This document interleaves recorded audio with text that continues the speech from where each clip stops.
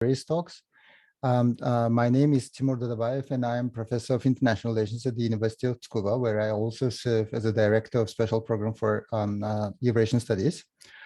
We would like to acknowledge that we run this program in collaboration and with the generous support of the Nippon Foundation. Today's talk by Ms. Dilnoza Ubaydullaeva is on de-securitizing the internationalization in Uzbekistan's higher education policy. This talk will then be continued next week by the, or next month, sorry, by the talk of Dr. Mariam Bibilashvili on her forthcoming book from Palgrave on Towards the Normal State, Georgian Foreign Policy Between Russia and the West. For those who missed our previous talks or want to revisit the talks, I would like to invite you to visit our YouTube channel, where all the talks are going to be uploaded as soon as we complete the online session. We also run our Twitter session and Facebook session channels for those who would like to have more information about our talks. Now, let me briefly introduce Dilnoza Ubaydullaeva. She is currently a PhD fellow at the Australian National University, and I'm very proud to emphasize that Dilnoza is also a Tsukuba alumni of 2014, if I'm not mistaken. She has defended her master's thesis here with honors, and later on joined Australian National University as a PhD fellow. Dilnoza's main research interests include the politics of education, internationalization of higher education, nation building through educational, civil society, and democratization. Prior to coming to Tsukuba, Dilnoza served as a lecturer and at the universities in Uzbekistan, as well as a staffer of the UNICEF in Tashkent. She was, after graduating from the master's program in Tsukuba, she was also visiting research fellow at Central Asia program at George Washington University in Washington, D.C. She is also currently is an associate fellow of the UK Higher Educational Academy. She has widely published in journals such as Problems of Post-Communism. I think it came out last November. Central Asian Survey also for the last year in April, I think, and several articles in Central Asian Affairs. Most of them are focusing on education and the reforms in the sector of education in Central Asia, utilizing Uzbekistan as a case study. Her current studies also focus on educational policy in Central Asia, and she's pursuing her PhD degree in political science and international relations at the Australian National University. Now, before we give a floor to Dilnoza, I would like to invite Nafisa, Dr. Nafisa Insimbayeva, to familiarize our audience with the way this talk is going to proceed. Nafisa, would you like to take it from here? Yes, thank you very much, Professor. Good morning, everyone who's joining our lecture today. My name is Nafisa Insimbayeva. I serve as a researcher at the Nippon Foundation Central Asia Japan Human Resources Development Project, and I will be moderating today's session. So let me remind you that the session is being recorded. So if you wish to keep your cameras and microphones off, you're welcome to do so. After our speaker will finish her presentation, you're welcome to ask questions, and you can do so in two ways. You can either type your questions into the chat box and I will read them out loud later, or you can use the raise your hand function on Zoom. So without taking too much time away from the speaker, Ms. Ubaydullaeva, the floor is yours.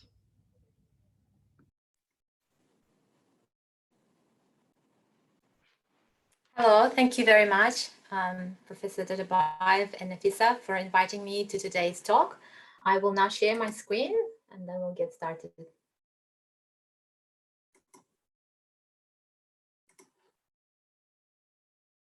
I hope I'm sharing the screen. Yes, we can see it clearly. Okay, thank great. So once again, thank you very much for inviting me to come and talk to the topic of de-securitization in Uzbekistan's higher education internationalization. And I'm very, very glad to be back among the professors that I used to learn and study a lot during my master's degree at the University of Tsukuba. So let's get started. So Uzbekistan has undergone significant reforms in the past few years. As some of you may already know well, the education sector is one area that is experiencing this change. Soon after the new president came to power in 2016, several branch campuses of foreign universities were established. Well, the concept of foreign university branches are not new to Uzbekistan's higher education system. The previous government has been very cautious in letting them into this sector. If there were only 7 branch campuses as at 2016, obviously much less in early 2000s and late 90s, the number reached 19 in May 2019. Just in a couple of years after the change of leadership, the number of branch campuses have significantly increased. So as per the official data of Ministry of Higher Education of Uzbekistan, now there are 34 university branches and 25 private higher education institutions in the country. So private universities were not legally prohibited in Uzbekistan, but there was no way them operating in the country prior to the changes, liberalization of many sectors, including education in 2016. So I've written a paper on this trend of franchise branch campuses in Central Asian Affairs Journal, where I explained how it's going into details. And the current sporadic internationalization, including the opening of branches and private universities, numerous joint programs, joint degrees in Uzbekistan's higher education system, give the impression that there is a change in the policy towards internationalization in the country. Other reforms that indicate this change are partnerships with various international ranking agencies, such as Times Higher Education, QS, and cooperations with Elsevier. So Uzbek government has started paying significant attention into entering into one of the rankings in the higher education system, because none of the Uzbek public higher education institutions were in any of the rankings at 2016. There has been a lot of reforms with regards to moving to credit system. So maybe for some of us, it's hard to imagine the education system with no credit system, because those who have always studied and worked in Western or other developed countries' higher education sectors would only know this probably way of higher education. But Uzbekistan has just introduced credit system, and it's still ongoing. Not all universities operate under credit system. So another point is introduction of compulsory and elective courses. So Uzbek higher education institutions had normally all compulsory courses with no choice for students to select elective courses or electives, as is the case in many developed countries' higher education systems. We also see numerous joint programs with various institutions, universities, and agencies. So in that case, internationalization, or sometimes known as westernization indication, does not seem to be a problem in Uzbek national education system now. So the argument I'm trying to make in today's talk is, during Mirziyoyev's rule, internationalization of higher education got de-securitized. While de-securitization is a positive move, there does not seem to be a clear internationalization policy in the country.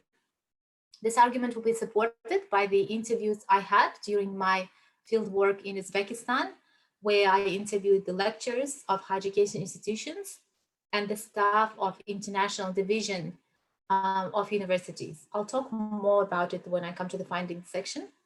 It is also supported by the content analysis of current higher education developments in the country.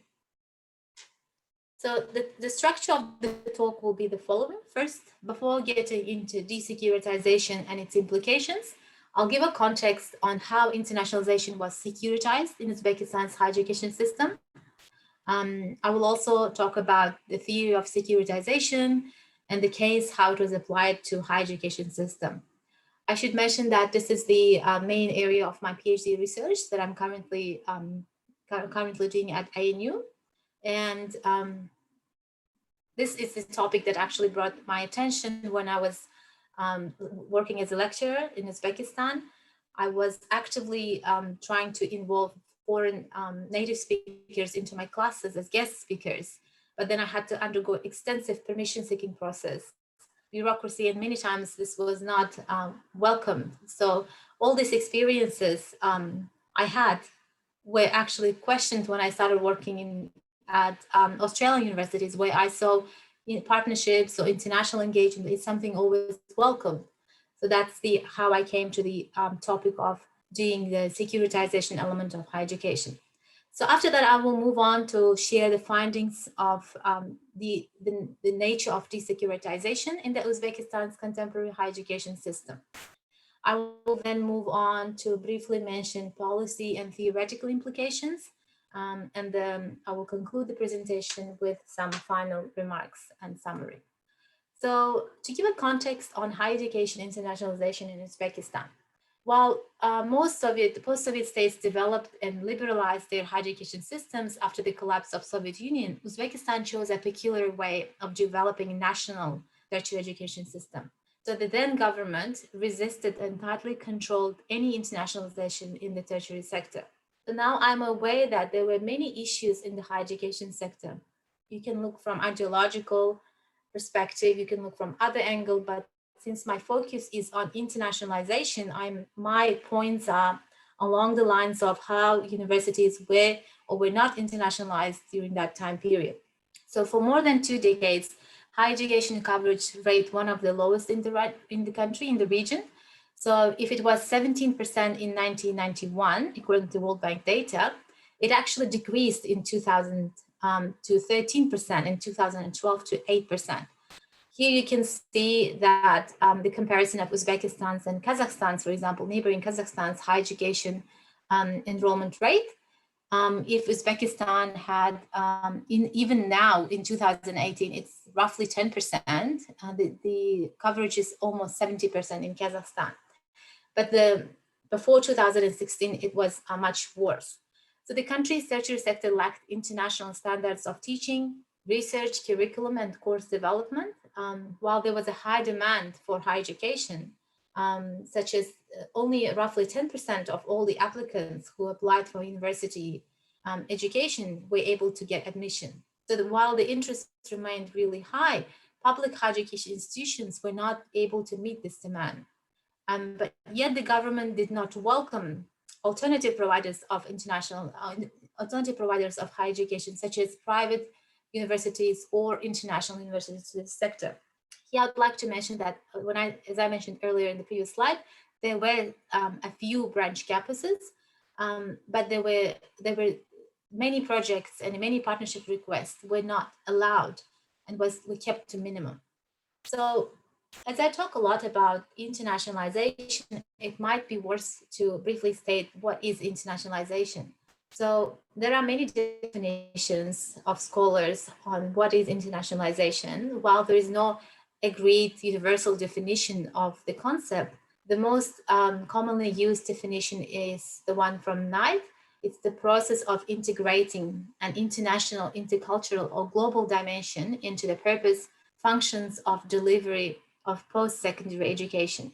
So what it means is internationalization is about recruitment of international students and staff, internationalization of the curriculum, student mobility, staff exchange programs, teaching and research collaborations with foreign international universities, development of joint programs, joint degrees, and foreign university branch campuses.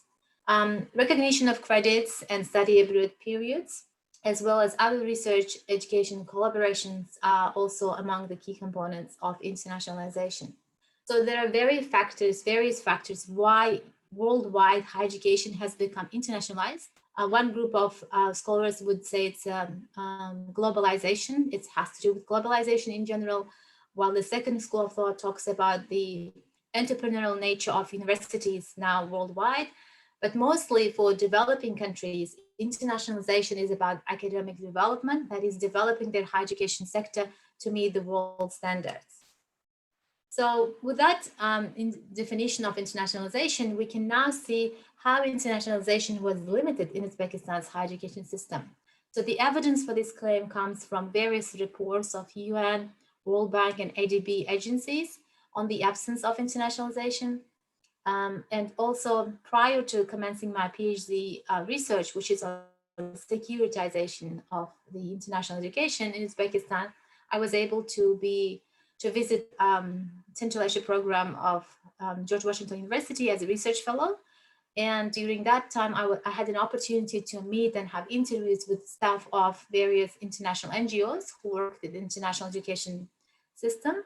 For example, American Councils for International Education or International Research and Exchange Board, commonly known as IREX, in Washington, D.C., both are located in Washington, D.C. So they both, the representative of both agencies spoke about how they were keen to set up a relationship with Uzbek higher education institutions, but unfortunately during the first administrations did not really work well.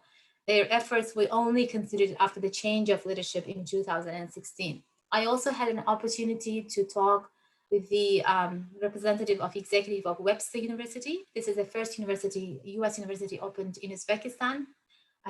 They have a branch campus in Tashkent. Other piece of evidence could be comparison of higher education trends in Uzbekistan under Karimov's and Mirziyoyev's rules. So there is narrative in official discourse is about engaging with international partners, developing international systems. For example, officials now openly talk about how the system was different before.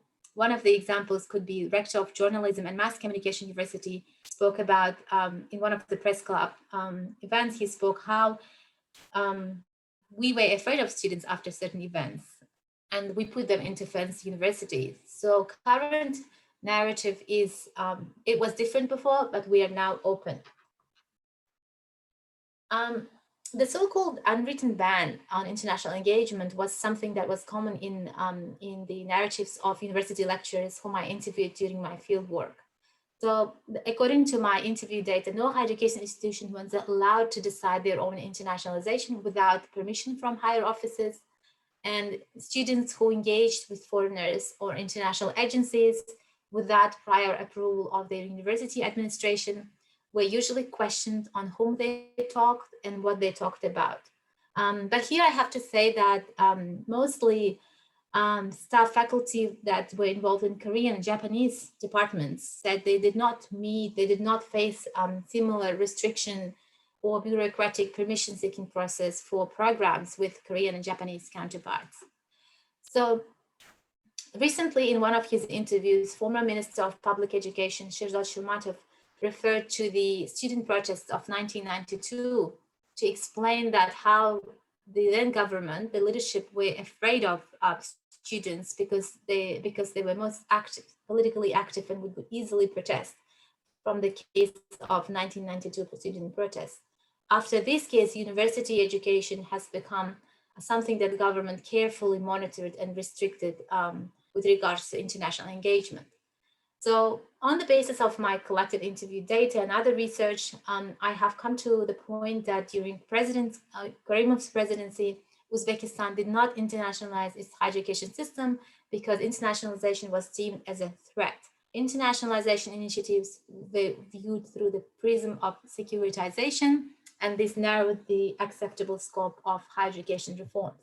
So what is securitization itself? So securitization, I use this Copenhagen School securitization theory. It's Copenhagen School of International Relations.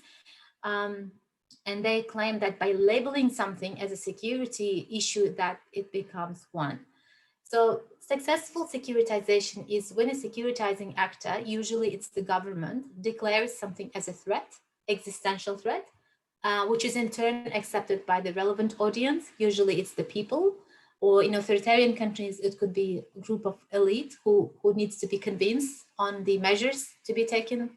And this allows the actor to take extraordinary measures to protect the referent object, usually referent object being the nation, the people, something that has to survive. Securitization has been mostly applied in political sciences, security studies, and international relations fields. But we can also see securitization recently being applied to explain post-pandemic policies, or how COVID-19 has allowed some governments to use securitization to legitimize different forces or different extraordinary measures. I have tried to apply securitization theory in my paper on higher education expansion in authoritarian states. This is something to consider as well. So securitization can explain the nature of how internationalization was restricted and viewed as a threat in Uzbekistan's higher education system prior to 2016. But what we are seeing now with the changes in the government agenda, with the rapid, sporadic nature of international engagements, that this is no longer the case. So while securitization and de-securitization have been widely applied to Central Asian studies by several scholars, it's been studied that both securitization and de-securitization are discursive processes. So we can see that 1991 to 2016 discourse on higher education internationalization is incompatible with the current active international agenda of the country. Recent higher education internationalization measures and programs indicate de-securitization of international engagement in Uzbekistan. So in other words, the international engagement has come off the security agenda. So in this research, I tried to extend the conceptualization of de-securitization to higher education sector in general, and also to the Uzbekistan's higher education studies sector in particular. So coming to the findings. So my findings, before talking about the interview findings, I'd like to mention that I was very lucky to visit Uzbekistan at the time when American Councils on International Education was organizing for the first time a 3-day training for the heads of international partnerships offices of Uzbek universities in 2020. So the aim was to train them on basic steps of internationalization, how to find partnerships, how to form, what to pay attention, simple basic steps. So I had the opportunity to interview the staff and the heads of international partnerships offices who attended the seminar. And the analysis of interviews revealed that compared to the previous period, internationalization of higher education is no longer viewed as a threat by the international divisions. So also I need to clarify here what we mean by international divisions is in Uzbekistan, all higher education institutions, either universities or institutes or academies had an office, probably more generally known in other countries as International Partnerships Office or International Office. And their responsibility was at that time to actually monitor and allow what kind of internationalization would be acceptable and what would not. So everything had to go through their permission, even the visit of a native speaker to the campus or broader some sort of partnership program or even a visit of a lecturer to a foreign international conference abroad. So my findings from the interviews with the heads of international divisions of those universities indicate 4 themes. The first one, they all spoke about the poor policy on internationalization during the first administration. It has become very common in Uzbekistan now to refer to 1991-2016 period as the first administration. So internationalization was not widespread, they clearly stated, and also the government did not pay attention. It was not among the key priority areas. And secondly, they spoke how new government, new policy on internationalization is clearly visible in their daily activities and programs they do. So they all spoke about how new government at the highest level is interested in developing international partnerships. And this is translated to lower levels, to universities as well. And thus many decrees and resolutions are being adopted and reforms reflected as well. In fact, I need to mention that these attendees were not only from Tashkent, they were representatives of universities from across the country, some of them from Bukhara, some of them from Namangan, some of them from Samarkand. So, and they all share the idea of the new higher education policy, which promotes and in fact requires the development of international engagement in higher education institutions. The third thing that came off was the lack of understanding and skills to manage international programs. They all, some of them mentioned that now, while we have that strong push and encouragement, unfortunately, there are not enough resources to understand and implement these measures. For example, one of them mentioned that there's newly appointed deputy rector who would not have an idea how to deal with this because they have no prior experience on internationalization. Or one of the attendees mentioned that how can they manage such a big portfolio with just only 2 staff? More staff should be recruited to international departments of the institutions they came from. And they spoke about how much work is there to be done now. And the last theme that came out from the interviews was the how internationalization was actually rapidly developing beyond the capital, Tashkent. In Namangan, situation was similar to other higher education institutions, according to the participant from Namangan, because previously the focus has been mostly on, according to the respondents, on Tashkent and the universities and higher education institutions in general located in Tashkent. But that pace of development is now can be seen in other institutes, such as the one in Samarkand, according to my respondents. However, it's also worth to consider that some of the attendees spoke about the need to develop unique Uzbek way and not to be affected by the Western thinking and systems. So diversity of opinions among the participants, but overall, they have seen this change and they can see the encouragement to internationalize at their local higher education institutions as well. And the second sources of my analysis were the content analysis of higher education development in the country, reforms and measures.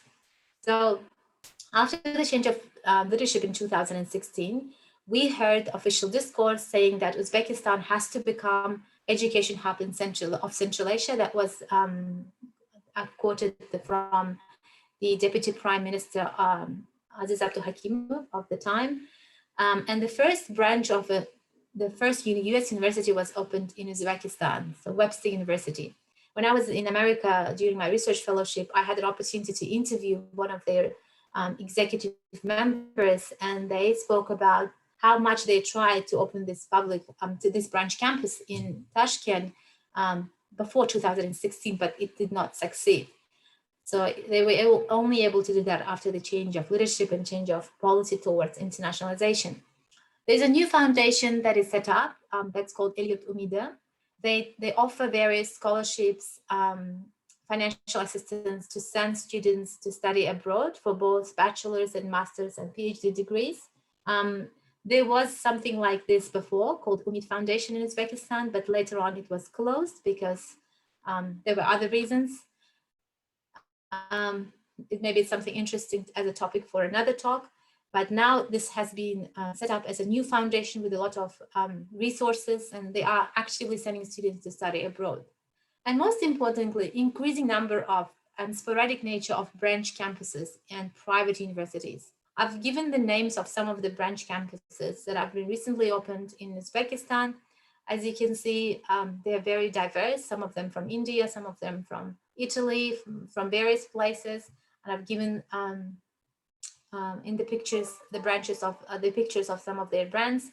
The interesting point is that the negotiations are still ongoing with regards to opening of other branch campuses in Uzbekistan.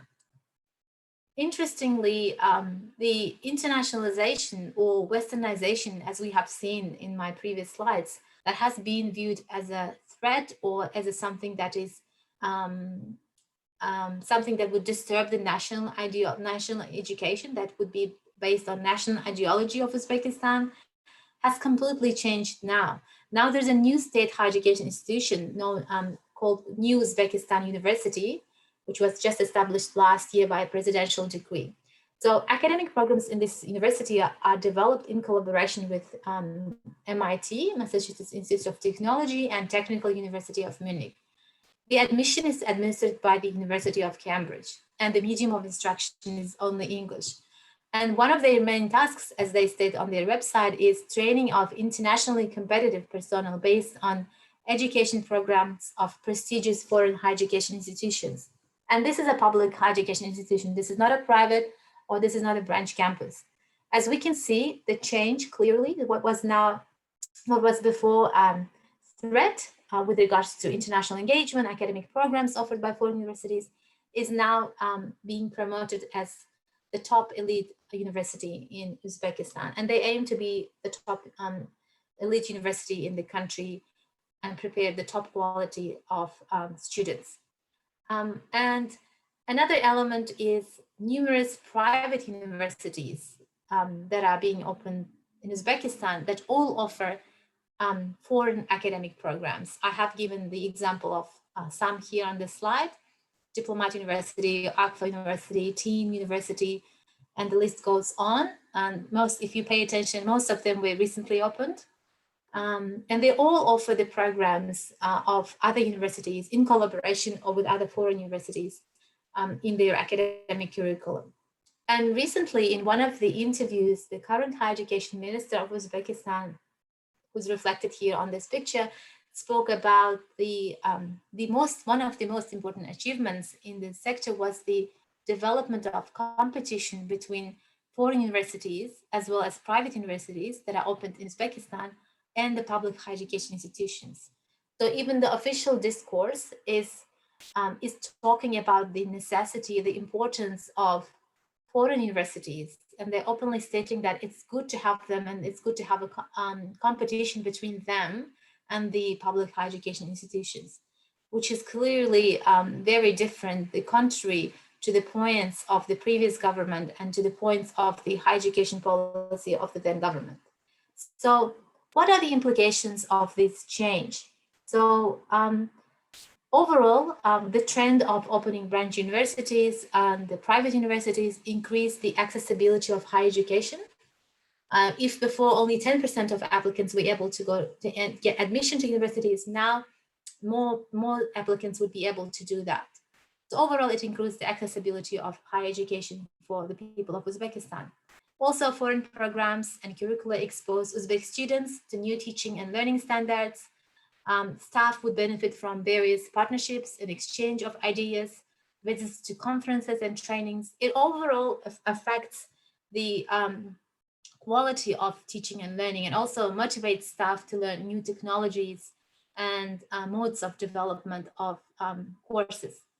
However, the process of internationalization seems to be unsystematic. We can see that there is a random setup of branch campuses and the use of various foreign academic programs in private universities. It's not clear whether there is a quality assurance in place to overview each program, whether there are qualified staff who can overview and provide quality assurance for every joint program, joint degree, and so on. Another point is divergence in admissions exams. So in Uzbek public higher education institutions, students usually sit exams in 3 subjects at least, depending on the field they take, science or social sciences. But in most private universities who offer the programs of various foreign institutions, as well as the branch campuses, they mostly require English language exam, whether IELTS or TOEFL. And that's it. There's no need to sit the exams. And you can see there's a big divergence in admission exams, which again comes back to the point of quality assurance institutions and the capacity of those who are in those offices to be really able to monitor and check the quality of the admissions as well as the programs. So in this trend allows us to see the parallel but 2 different systems of higher education providers. They are both higher education institutions, but completely operate in different norms and regulations. In private universities, we can see now they offer an undergraduate degree in 3 years.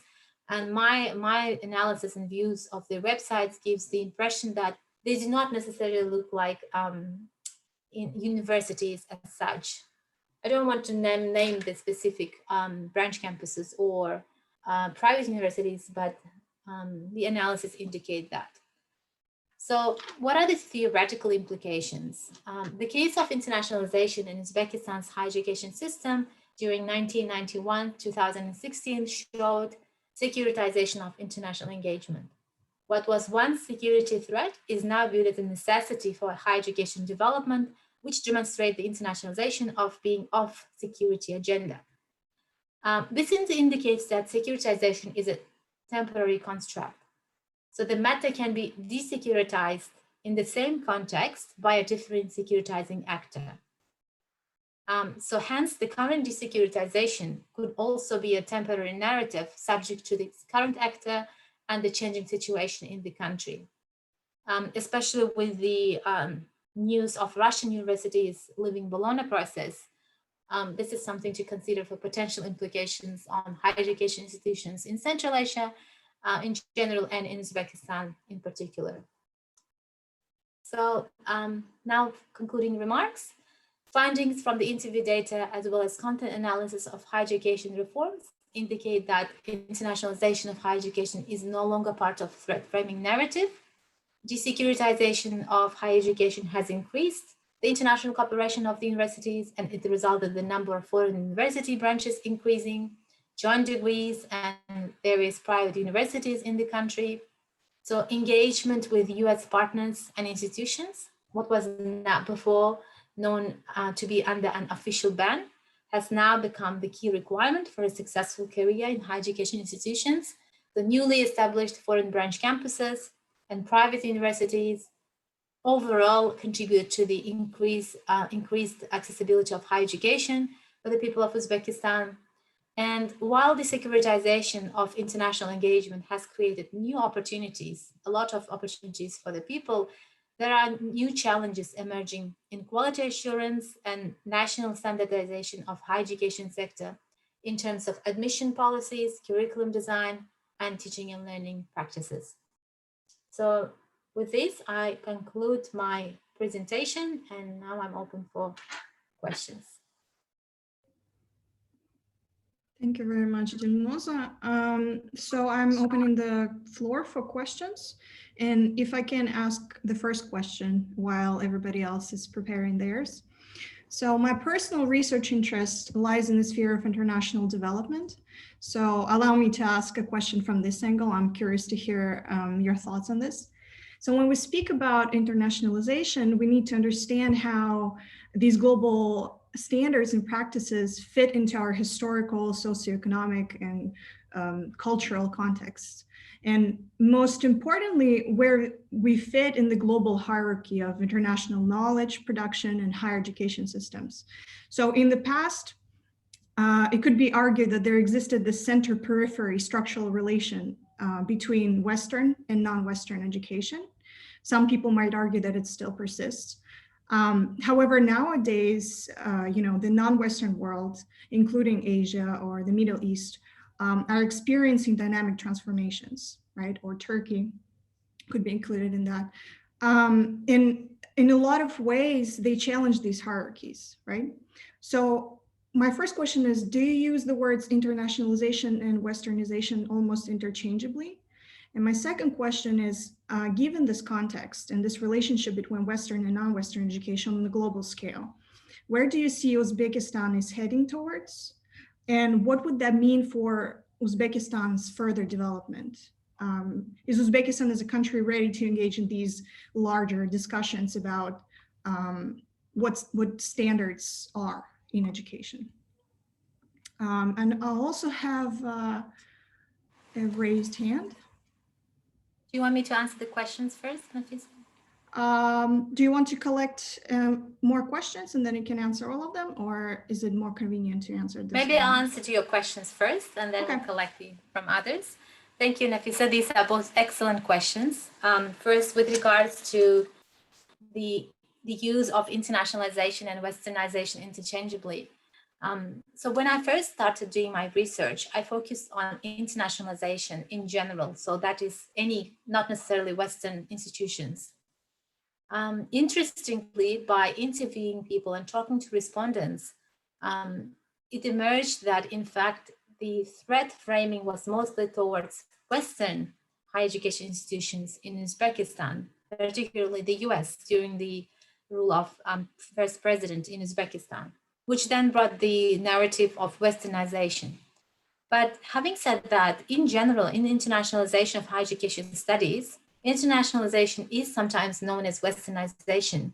And there are some works that actually challenge that, why higher education has to be Westernized enough to be good enough or to be of good standard. So there are points in regards to that, but in my research, I initially worked at internationalization only, but the answers from respondents indicate that it is in the case of Uzbekistan was more about it has been viewed mostly as westernization of education and the ideological influences of this westernization to tightly controlled and ideology-based education system of the country of that time. With regards to where Uzbekistan is heading, this is a very good question. As my analysis from today's talk indicate that there is a sporadic nature of internationalization. And what I would love to see in Uzbekistan is having some sort of quality assurance in making sure that the providers of the higher education have gone through extensive quality assurance process with regards to their curriculum, programs, they offer degrees, and as well as the admissions process. At the moment, it seems to me that Uzbekistan is welcoming various types of foreign university branch campuses, and I believe some of them are exempt from tax, and that's why it makes it attractive for many higher education institutions to open a branch campus in the country. And also various entrepreneurs are opening universities in the country, which mostly resemble, which not necessarily indicate the quality, the level of a university, as we know. So yes, next question. Yeah, thank you. Thank you very much. Manisha? Thank you very much. Thank you, Professor Ubaydullaeva, for your presentation. I was actually wondering if you could clarify one thing. Basically, the elements of internationalization which you have listed feels like they're inspired by the Bologna system, which is like implemented in Europe. And I understand that in the context of Central Asia, it is really difficult to talk about like becoming a part of the Bologna system, since our countries are not just geographically far away from Europe, but also institutionally and structurally, our higher education system is not currently 100% fitting into it. But I was wondering if you could specify this, if you see the role of Uzbekistan at least as non-Bologna signatory in the future, or maybe it's somehow being implemented currently on the basis of some ministries or educational institutions. Thank you. Thank you very much, Manisha. We have one more question in the chat. What is the role of the MSSHE or Uzbek government agencies in the issues of quality assurance for the new private universities? How are they licensed to operate to begin with? And thank you for the interesting talk, from Martha Merrill. Okay, excellent. Two excellent questions. First of all, the question on Bologna process. So that is in fact the point.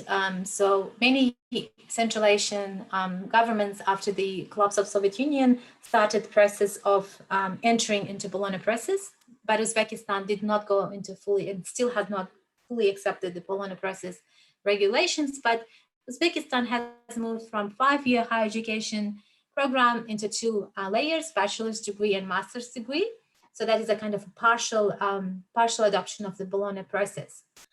I believe Bologna process, adopting the measurements of Bologna process would open up a lot of opportunities to Uzbek higher education institution with regards to recognition of credits, recognition of the degrees and the student mobility. It would allow students to go on exchange programs, and when they come back, their study period would be recognized. According to my fieldwork data, many students who studied at that time went on exchange programs, but then when they came back to their higher education institutions, they had to repeat the same year because the time they spent was not recognized in Uzbekistan. So they benefited academically, but for the purpose of the degree, they had to miss that 1 year and then come back and study that again. Currently, Uzbekistan is not fully a member of the Bologna process, but I guess working towards that would potentially increase, and that would actually be something big to consider for public higher education institutions in Uzbekistan. The second question about the role of, I guess, Ministry of Higher and Secondary Specialized Education in Uzbekistan, if I correctly understood the question. Yes, okay. And other government agencies on the quality assurance. So this is a very important element that I wanted to show in today's talk, something that is currently missing, in my view, in Uzbekistan's higher education system. So there is a state committee on the inspection of the quality of Uzbekistan's higher education institutions, and they are the authority that provide license to both private universities and any branch campuses that are opened in Uzbekistan. What we don't know, however, is that what are the guidelines? This is not publicly available policy or documentation or strategy that allows you to see, all right, for me to be able to offer a degree, this is what I need to meet. For me to be able to offer a joint degree, these are the measures I need to meet. So hence, we're not sure what are the elements they are considering when offering licenses to higher education providers, both private and branch campuses. I would love to see Uzbek government, especially the higher education ministry, to learn the experiences of other countries, especially Western higher education systems, where you still have private universities, you still have branch campuses, but they are still controlled and operated. So I think this is something I would love to see and consider the higher education institutions, specifically the Ministry of Higher Education in Uzbekistan. I should also note that in Uzbekistan, there are various players in higher education system. It's not only the Ministry of Higher Education, but there's also a group under the Cabinet of Ministers, there's a state testing center. So there are different players at stake. There's also a deputy prime minister who overall looks at the higher education developments in the sector. So the different players, it's an interesting element as well. Thank you very much. From Soip of Jasur, what else do you think the Uzbek government needs to do to develop international education further? Thank you for the very interesting speech. And if I may add one more question, I was wondering about the construction of a regional framework in higher education among, the Central Asian countries, because in the recent years, we see more mobility, not nearly enough, but more mobility with the establishment of OCE Academy, for example, or American University in Kyrgyzstan, Nazarbayev University. So we see some regional mobility. What do you think are the prospects in that area? Thank you. Thank you so much. Another excellent questions. With regards to what needs to be done, first of all, I think there should be a significant effort to understand at higher levels what the higher education system of our country should look like. So currently, the sporadic nature of letting various players for university branches and private universities, they seem to solve the problem with regards to the accessibility of higher education. So more people can now easily get admission, especially to foreign university branch campuses. You only need to have IELTS in most cases, 6 or sometimes 5, to get undergraduate admission into undergraduate degree. But what's lacking is that what is our overall strategy? What should our higher education system looks like? Because currently there are two different, as I said before, two parallel systems completely with different regulations. In some of the cases we can see, especially private universities offering some degrees which are more relevant to professional development or very specific to narrow one field, whereas in Uzbek public higher education institutions, you see students still having all courses compulsory, having to spend the time in the university most of the days from morning till late afternoon, and then having to study 4 years, but still getting an undergraduate diploma. So I think there should be some sort of measures to indicate, first of all, what do we have? Evaluation of the best practices that we see internationally, and what can we implement and adopt from those success stories in other countries into the higher education system of Uzbekistan and have one standardized system. I guess that should be something to consider for the Uzbek higher education system for further development. With regards to regional framework, this is a very good question. In Uzbekistan, many, unfortunately in the recent years, there has been a trend of Uzbek students going to other universities in Kazakhstan or neighboring Central Asian countries, especially it's early 2016 and prior to that, because it was hard to get admission to Uzbek higher education system because of the quota system the then government had. Usually quota system mostly covered 10 to 15% of the applicants. So they would usually get admission to the other institutes in the region. And after a year or 2 years, they would consider transferring the degree back to Uzbek higher education institution. That has become a trend. And recently, Higher Education Ministry commented on that, saying that this would no longer be the case. The transfers would not be allowed. The transfer would only be allowed if a student's husband or wife is a government servant and they had to change the duty station to a different region in the country, only in those circumstances, as well as when they have to move the normal place of residence to different region, only in these two cases they would allow the transfer. But in general, I think it would be good to have a similar process, something that we see in the European Union among the Central Asian states with regards to recognition of the diplomas and degrees and the time spent on exchange programs in one or other higher education institutions in the region. Thank you very much, Dilnoza. Professor Dadabaev. Thank you very much. I really enjoyed your talk, and I, like this, angle of, securitization, de-securitization, in this particular, field, because, and I also feel that, this is, understudied in some way. I wanted to, the first question that I wanted to ask you relates to this, concept of, de-securitization.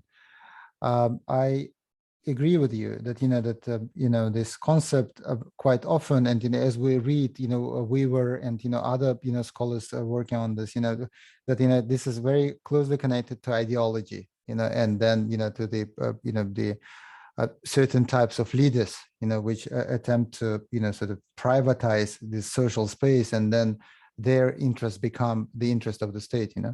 However, I'm just wondering, do you see the need to reconceptualize this, notion of securitization, de-securitization?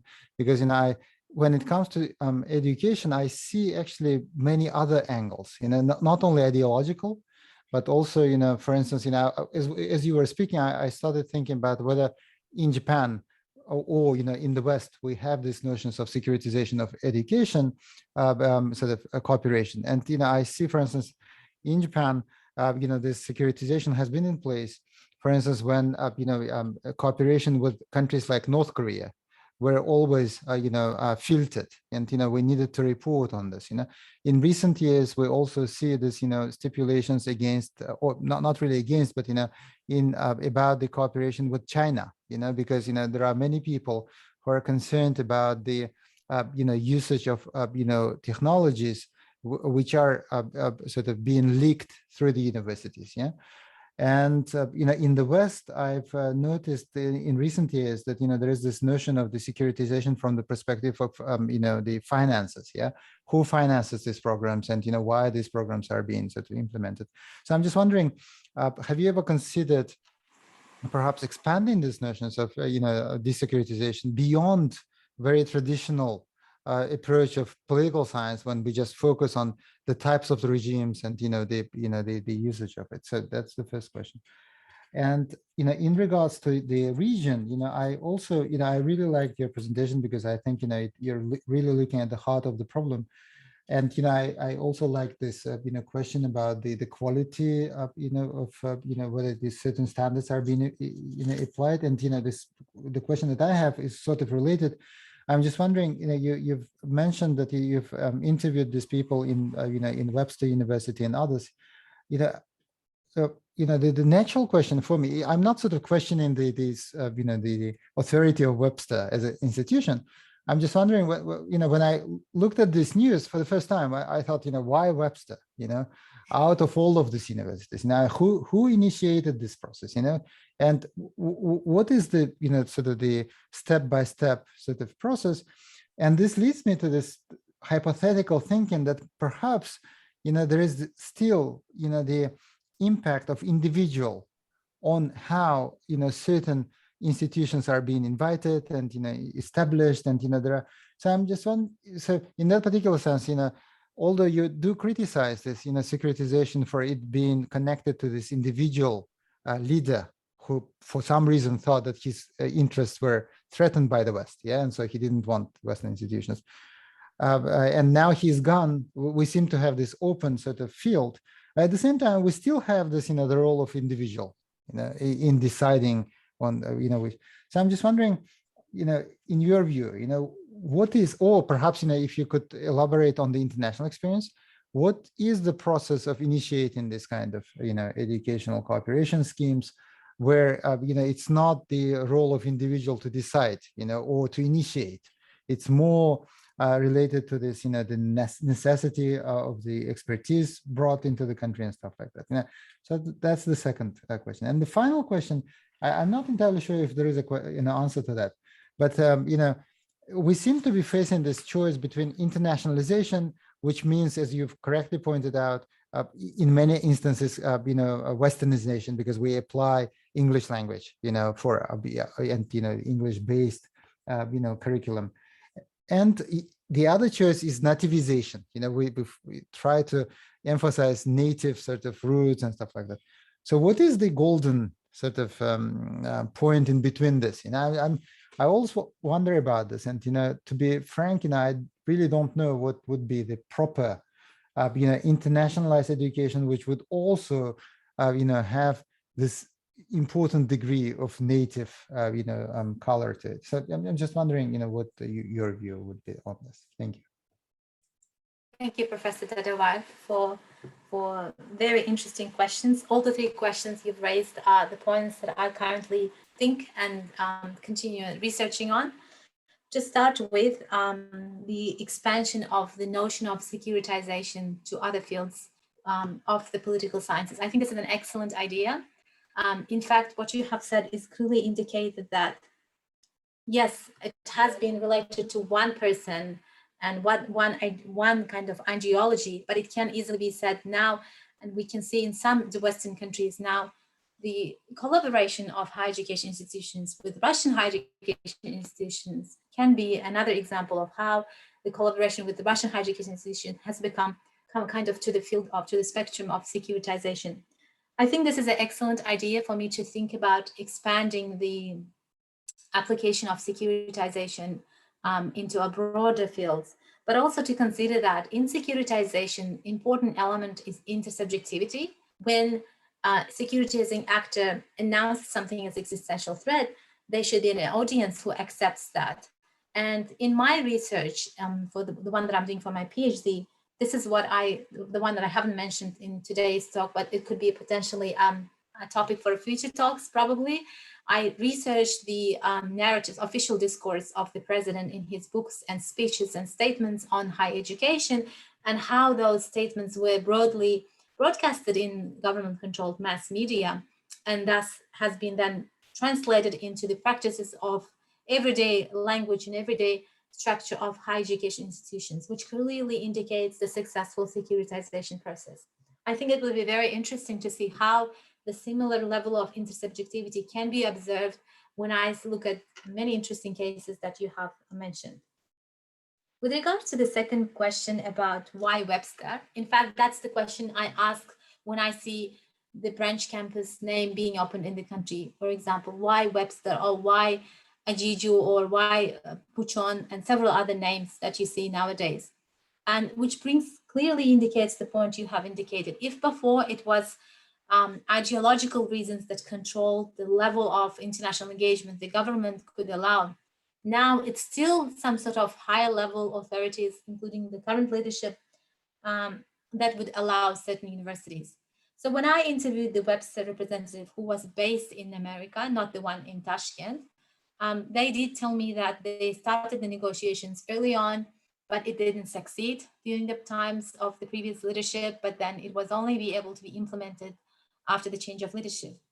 So I think the initiative came from them, from Webster, but the point comes to the interesting point, who initiates then and how? If you pay attention, all the private universities, most of the private universities, and most of the private foreign university branch campuses are opened by a presidential decree or the government decree. And you usually question, they usually come, in my opinion, from the staff in the embassies, Uzbek embassies abroad, who may be able to start the negotiation, or it could be anybody random with that studying in that country approaching the embassy to set up a potential program in Uzbekistan. In other ways, there are so many different channels to approach the Uzbek government to set up a foreign university branch campus or a joint program. And I believe the way I believe it could be improved is that it should not be related to one person. It should not be related to what the current leadership thinks. I guess there should be a system in place where, regardless of which door you come from, you still have to go through this gate, which checks your quality assurance, which checks what the program you're offering, and then going through after extensive monitoring and evaluation of what you're going to offer, you will then be allowed to operate in Uzbekistan to offer higher education. I think this is something that clearly lacks in the current developments. And I guess this is something that I would love to see. In this case, I guess then the Uzbek higher education sector may attract more, I will say, more prestigious universities, institutions opening the branch campuses in the country, rather than random names that we may not see in any international rankings. I may not necessarily be right. Maybe these foreign branch campuses may be indeed in some rankings, but they are not necessarily on one of the leading higher education institutions generally in the world. Coming back to the so just to follow up on this, I think this point is relevant not only to Uzbekistan but also Kazakhstan. If you take, let's say, Nazarbayev University, the very fact that the university has been named and after the leader, is actually very symbolic of what's going on in terms of who initiates this and how they want to see this education. So I thought in that particular sense you could sort of expand your coverage beyond Uzbekistan and see how that works in neighboring countries as well. Yeah, sorry. Yeah, go ahead. Absolutely. This is something I actually would love to do as well, to see the trends and actually expand the observations and research to neighboring Central Asian countries. In this regard, Kazakhstan could be the first case to consider. Definitely. Thank you for that idea. And the third one that you spoke about in general, golden point with regards to internationalization and or westernization. So, so literature on internationalization says that it has come to the point that internationalization has become a way for any national university or any government's higher education sector to be known as to be known as competitive or as meeting the world standards. But I believe, I don't actually know the ideal answer to that question, but I can only tell my view. My view would be that I think it's best to learn best practices that are currently available in international higher education system in the Western developing country, whether it's engagement of students into critical thinking, offering more in designing assessments, offering students more than just an essay, allowing them to come up with ideas on whatever subject being taught, and also the use of various sources, platforms to deliver the higher education rather than just normal lecture. There are many ways we can currently incorporate, especially the pandemic allowed many higher education institutions to explore, invent new platforms and new modes of delivery. And even not only the delivery of content to students, but also collaboration among scholars on research as well. But also to consider what are the things that are relevant to the local culture and values. So it could be different depending on every context, some of the cultural values or religious values, norms that may be in place. Usually they say education can never be fully free from ideology of any nation state, but I believe ideally it would be the ways of taking the necessary elements of the success stories worldwide and implementing them in a way that suits the local context. I guess that would be the way, but I think this is an excellent question just to look for an answer for. I really don't have answer. Not really. This is just sort of reflection. But what I thought was a bit troublesome is that in the way framing this of foreign universities or foreign related universities as already having certain quality. So no one really looks into the essence of what they're offering. But but if they are related to any of this, larger names, then automatically they are considered to be proper. And proper is not only the problem, but the problem is that automatically they are considered to be much better than anything local. And I think this kind of framing actually, to some extent, again, imposes certain kind of structure on the society, which we were trying to get rid of, when we were sort of calling for de-securitization. So I thought, this needs to be approached, critically. And really, we don't see that much because, the problem was that, in these conditions of securitized education, we, the society was so much fed up with the, structure imposed by the government. So anything which was coming from outside was considered to be excellent, whatever it is, But now we're coming to the point that, we're negating anything local just because, something comes from the foreign. And foreign is automatically is a better one, it doesn't really matter, what it is, And in the same way, I'm quite amazed that, these brands being used like Cambridge, and it doesn't really matter if it is affiliated with the Cambridge University or it is some kind of affiliate based in Cambridge, in the city of Cambridge, it really doesn't matter. People use these terms just to suppress any kind of critical voice against this institution. And I think, this again, this is a very dangerous, move that we see. The primary route I see is the, rule of the first president, because he sort of isolated the society so much that people are now prepared to accept anything which is coming from outside. But, as scholars, I felt that we need to be very critical about this, these moves. Otherwise we risk to fall again into the same kind of trap. So that was some idea. Sorry, I took a bit more of your time. But thank you very much. Excellent. Thank you. Thank you, Professor. In fact, you've raised really good points.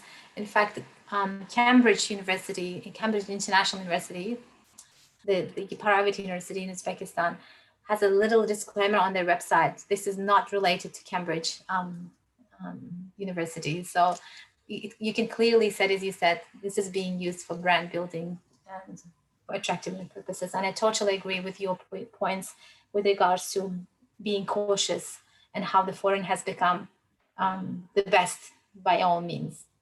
Yeah, thank you. Thank you for your remarks. We have 8 more minutes, and I would want to sort of address the elephant in the room and ask the question about the situation concerning Russia and Ukraine.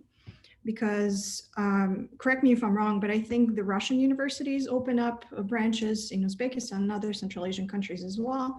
So how do you think that, it might be out of the scope of your research, obviously, because these are the recent developments, but how do you see this situation fitting into what you're focusing on, the de-securitization of higher education and also the power play between different countries that offer I guess, their knowledge to Uzbekistan? Yeah, very good, interesting question. Thanks, Nafisa. With regards to Russian universities opening branches in Uzbekistan, Russian universities have had branches during the rule of the previous government as well. So there were a couple of branch campuses that were opened in Uzbekistan prior to 2016. But yes, after the change of leadership, the number has significantly increased. There are not necessarily only branch campuses, but several so-called joint degrees. They study 2 years in Uzbekistan, they spend a year in Russia, and then another year in Uzbekistan, and they get a diploma from both higher education institutions that will be valid to in the territories of both countries. There are many joint programs in different higher education institutions. The one that I went to also spoke about one of the respondents, in fact, mentioned that now we have that push to open joint degree with partners, most of them usually being Russia in most cases. We don't actually see the students from Uzbekistan actually have ability to study in Russian medium of instruction, because in their writings, they could see that some students were not able to write in Russian well. And now they are students in a joint degree. In fact, whoever applied to that joint degree program was given admission because it was the first pilot program, and they just had to get students, and that's how they ended up getting students. So that brings the quality question again to the agenda with regards to joint programs. With regards to the effect of the recent changes, so we all have learned that recently, so Russian universities and higher education institutions in general have either left or were asked to leave. I'm not sure which one exactly is right, the Bologna process. So now they are looking at developing the certain process that is best in their national, for their national context and interests. So, and this is one of the things I was considering when I spoke about de-securitization currently. So as well as how securitization was that's something that was constructed. This de-securitization could be also the same. So if we can see that a number of higher education institutions and branches and joint programs being actually opening more in Uzbekistan now, but I don't know what kind of spillover effect it may have. It depends on how the situation evolves and changes. But then in the case the situation changes, it may be the same that Uzbek higher education institutions may also consider restricting, but I guess it's very unlikely, but you never know, depends on how things go with regards to that situation. But I guess in general, yes, I guess there are many Russian higher education institutions that have branches and joint degrees in Uzbekistan in many different fields, science and social sciences, economics, physics, and international relations as well. Thank you very much, Dilnoza. We're running out of time. I don't see any further questions, but if you want to contact Ms. Ubaydullaeva, you can contact me through the information provided on the poster, and I will link you with the author so that you can explore the topic in more detail. As for our next lecture, we will meet again on July 25th, as Professor Dadabaev mentioned, for Dr. Mariam Bibilashvili's lecture dedicated to Georgia and Georgian foreign policy between Russia and the West. Without further ado, we are going to let everyone go, and you can check out the lecture, the recording of the lecture on our YouTube channel, which will be available in the next couple of days. So thank you very much for joining us today.